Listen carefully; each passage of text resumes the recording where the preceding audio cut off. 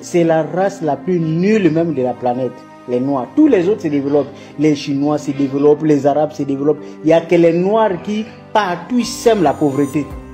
Parce que mentalement, ils sont pauvres. L'Afrique noire s'en sortira-t-elle un jour? Jamais, jamais.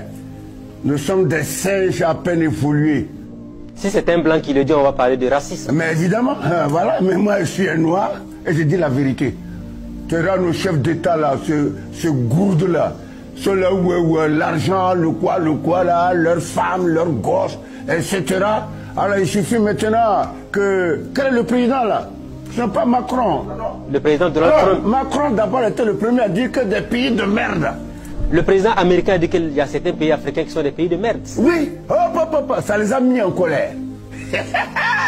Deuxièmement, Macron lui dit, comment voulez-vous?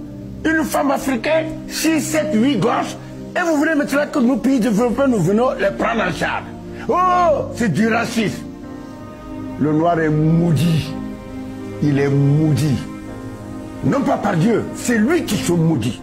Au lieu d'aimer la vérité, le noir doit aimer la vérité, mais c'est vrai. Le continent le plus riche se retrouve à les populations les plus pauvres de la planète. C'est pour ça que je trouve que le mot il s'appelle quoi, le président américain? Donald Trump.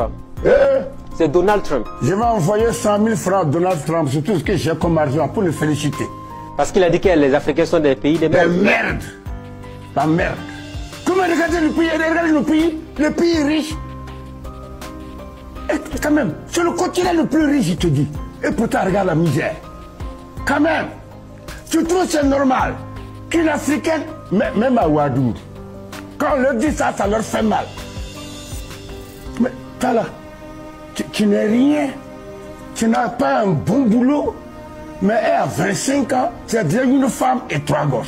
Comment tu peux avoir 3 gosses à 25 ans alors que tu es réparateur de vélo? Et vous ne voulez pas qu'on vous dise ça? On vous dit ça, tac. Là, on est mauvais nous autres. On parle mal. On est insulte. Mais non, c'est la vérité. Non. Merci. Voilà qui est clair.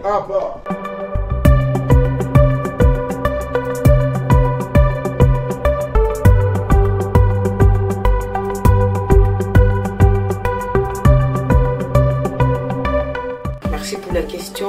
Quand je regarde ces 2 ou 3 personnages, puisqu'il y a la question de ce Sénégalais qui envoie un message de soutien, une sorte de prière au président Ibrahim Traoré du Burkina Faso. Et puis il y a ces 2 messieurs qui sont tellement courroucés contre l'Afrique, contre les Noirs, de leur mentalité, de leur inaction, de leur totale dépendance à l'Occident ou encore aux nations puissantes, on va dire ça comme ça. Mais je ne peux que valider, je ne peux que soutenir leur prise de position parce qu'il est très important de pouvoir toucher du doigt où se trouve exactement le problème. Il faut qu'on puisse discerner où se trouve le problème de l'Afrique noire. J'insiste sur l'Afrique noire parce que quand on tourne le regard de l'autre côté, je tiens déjà à féliciter l'Afrique de l'Ouest pour dire que depuis un certain temps, on sent un réveil de ce côté-là, on sent un ras-le-bol et pas que des mots, mais des actes qui sont posés pour dire à toute personne en face qui serait ennemie de l'évolution de l'Afrique de l'Ouest qu'ils ne sont pas prêts à se laisser faire. Donc on le sent, c'est palpable, c'est tangible et des actions sont posées dans ce sens. Alors quand j'insiste sur l'Afrique noire, je mets beaucoup plus de l'action sur l'Afrique centrale et certains autres pays africains. Mais dans la même Afrique, on a les îles Maurice, par exemple. C'est un pays africain, mais qui ne vit presque pas comme les Africains vivent. On a l'Algérie, on a le Maroc, on a l'Égypte, on a les pays maghrébins qui se développent, qui poussent le bouchon très loin. D'ailleurs, on a vu que dans le domaine du football, le Maroc a pris de l'ascendance. Le Maroc s'est démarqué plus que jamais auparavant devant le pays que je représente, qui est le Cameroun, qui est un pays qui a toujours été fort, au moins en ce domaine, mais qui est en train de sombrer petit à petit. Donc, pour moi, je pense qu'il n'y a qu'un patriote, il n'y a qu'un Africain dur dans l'âme qui peut tenir de tels propos. Non pas parce qu'il déteste l'Afrique, non, mais on ressent comme j'ai dit, un ras-le-bol, un courroux de ce que malheureusement les Africains ne prennent pas conscience de leur état et continuent de sombrer dans la dépendance, mais alors une dépendance totale envers l'Occident. L'autre chose que je remarque dans la vidéo, c'est que le président Macron, le président de la France et le président Trump ont tous deux tenu les mêmes propos envers certains pays africains et ont traité certains pays africains de pays de merde. C'est vrai que c'est très grossier comme langage. Pour ceux qui connaissent c'est quoi une merde, c'est ce qu'on appelle des caca, les chiottes. C'est pas des choses qu'on dit en public, ou alors c'est pas des propos qu'on peut tenir pour qualifier une nation, pour qualifier un pays et son peuple avec. Mais ce qui est choquant, c'est que on va bien râler, on va se mettre en colère, mais on fera quoi après? Parce qu'il faut retenir que le même Trump, quand il a retiré son aide à l'Organisation mondiale de la santé, l'OMS, plusieurs pays africains, je ne me concentre pas sur ce que les autres ont dit de ce retrait, je me suis concentrée sur ce que l'Afrique a dit, et particulièrement le Cameroun, au travers de son représentant, le représentant de la santé, le ministre Manahouda, qui s'est indigné du fait que les États-Unis retirent son aide à l'Organisation mondiale de la santé. C'était quand même choquant pour un pays qui se dit souverain et qui a le courage de se plaindre de ce qu'on lui retire le biberon dans la bouche. Parce qu'il faut quand même reconnaître que le Cameroun a 62 ans d'âge. Si on part du principe qu'il y a eu véritable indépendance en 1960, donc 1960-2025, c'est 63 ans de naissance. Donc c'est un vieillard de 63 ans qui se plaint qu'on lui retire le biberon dans la bouche et qui râle, qui fait une sortie publique là-dessus.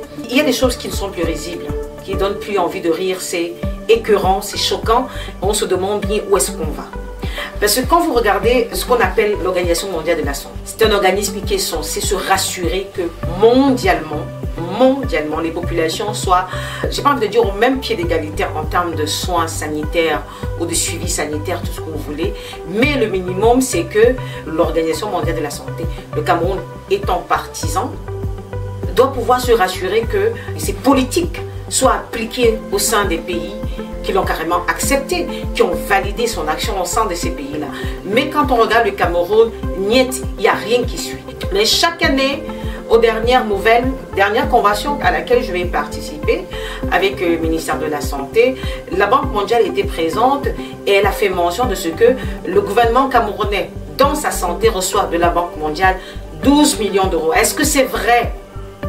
Oui, puisque le représentant du ministre de la Santé qui était présent n'a pas affirmé que les propos du représentant de la Banque mondiale étaient faux. Ça veut dire que c'est vrai que l'État camerounais perçoit 12 millions d'euros chaque année. Mais chaque année, les enfants meurent parce qu'il n'y a pas le matériel technique adéquat pour recevoir nos bébés. Nos mamans sont privées de leurs enfants après 9 mois de grossesse parce qu'il n'y a pas un suivi médical conséquent. Nos parents meurent parce qu'il n'y a pas de matériel de dialyse. L'oxygène se paye 10 000 francs l'heure. Je passe sous le contrôle de notre ministère de la Santé. C'est 10 000 francs l'heure pour être sous oxygène au Cameroun. D'ailleurs, qu'il n'y en a même pas suffisamment. Les couveuses en manquent.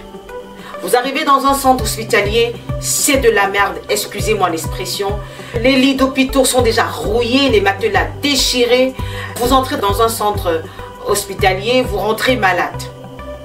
C'est ça, mais on a 12 millions d'euros. Permettez-moi de vous expliquer ce que 12 millions d'euros représentent. 1 million d'euros, c'est 655 millions de francs CFA. Vous faites x 10. Ça vous fait 6 milliards et quelques. Si vous faites encore calcul, donc on est pratiquement là dans les 6 milliards et demi, 7 milliards chaque année.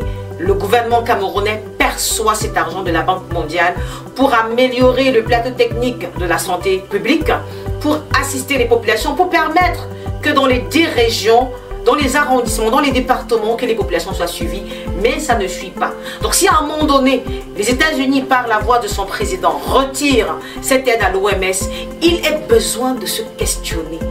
Où est-ce qu'on a fauté? Parce que pour moi, j'ai envie de dire que c'est Dieu qui est venu par la voix de Trump secouer l'Afrique, réveiller l'Afrique, pour qu'elle cesse de sombrer encore que cet argent. Est-ce que ça servait vraiment les besoins pour lesquels cet argent avait été affecté au Cameroun? Que non. Puisque le même ministre, on apprend que quelques mois après son investiture, ça a circulé sur la toile, qu'il s'était acheté une belle demeure du côté de Atlanta. Le ministre, ça c'est quand il a été nommé, pas avant. Pas plus tard que dernièrement, il a suivi encore un bruit qui s'est acheté un immeuble pas très loin de l'Africa Foot. Alors on se pose la question de savoir si les ministres que nous avons dans notre pays sont nommés pour grossir, grassir, s'engraisser et épuiser la population.